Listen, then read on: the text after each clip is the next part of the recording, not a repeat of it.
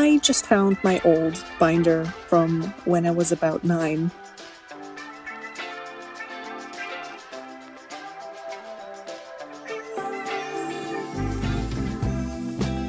It started out as a place to collect all of my Star Rider drawings, and I don't know if you can tell, but like most little girls in the 90s, I was a big Sailor Moon fan. It was around that time that my family moved from Germany to California, and I didn't speak a single word of English. I was super excited though. This was such a big adventure, but I was a little bit sad because my parents told me that there probably wasn't any Sailor Moon in America.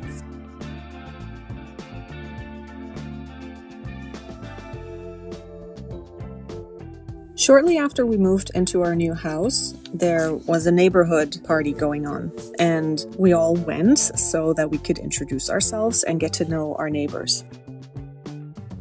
As soon as they found out that we were from Germany, I had a big group of little girls surrounding me, trying to talk to me, and I didn't understand a word they said. And of course, they had no idea what I was saying. But they were all so sweet, and they were showing me all these things and trying to find some kind of way to communicate with me. I just felt so lost and helpless until one of them pulled out a binder with Sailor Moon trading cards. Suddenly, language was completely irrelevant. The fact that Sailor Moon existed in the US and that these girls were fans too blew my mind. We became friends immediately, even though we still couldn't quite understand each other. And that time in California turned out to be one of the most magical times I had as a kid.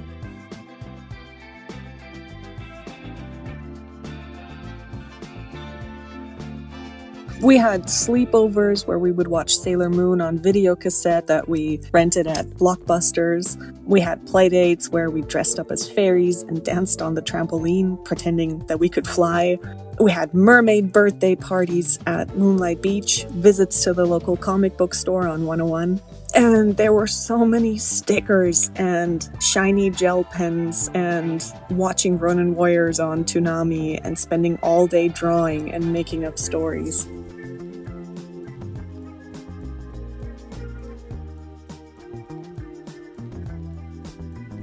And that's where this binder comes in. At school, at recess, we would come up with our own magical girl characters and play out their adventures. Our notebooks were full of drawings of how these characters would look like, what they were wearing, what their superpowers were, and all of those things.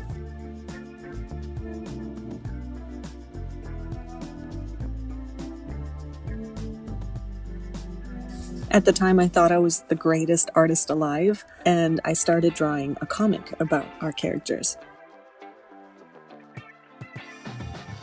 It's super copied from Sailor Moon, but ugly, to say the least. Not to mention my English skills were awful, and I don't know why nobody corrected me. But oh boy, was I proud of it, and I was convinced, nay, utterly sure of myself that this comic, as it was, would be a bestseller, and we would all become famous.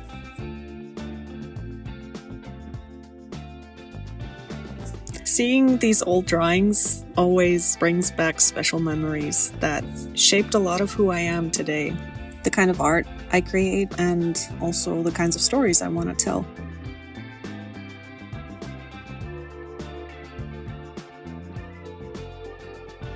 I'm also really grateful to my friends back then.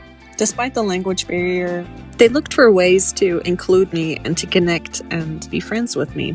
I feel like we still do this as grown-ups. We look for like-minded people, we look for people that have the same interests, and we connect over them right away.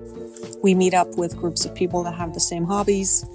We meet in book clubs. We generally just try to find a community that we belong to, our tribe, our people. And yet, at the same time, we're so insecure.